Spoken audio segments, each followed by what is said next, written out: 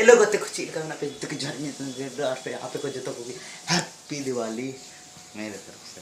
आज का 3 दिवाली के आज का मजा की जोम थी तो तहन पे और फिर नीता रे नाश्ता तैयार ना ये तो दिवाली है ना से तब मजा आ गई सजाओ के डाले वाला को और फिर जब तो बेखन नाश्ता बन थो लगे ओह माय गॉड नाश्ता नय नडे खास्ता खास्ता ना तो चिकन तो बई बड़े लड्डू मिक्सर पता चलो कहते को तो दस का आपे तो लिदिन मन तो पटाखा रे दिवाली ले उड़ेवा उन रंडी तबे खान बाबा टाटा गुड बाय। थोड़ा देर बाद 7-8 बजे 7:30 बजे कहाँ दिवाली रे पटाखा ठुई तो अभी तो पंखले अभी तो नाश्ता लागते दिवाला पटाखा ठुई खाए दिला तबे खान बाबा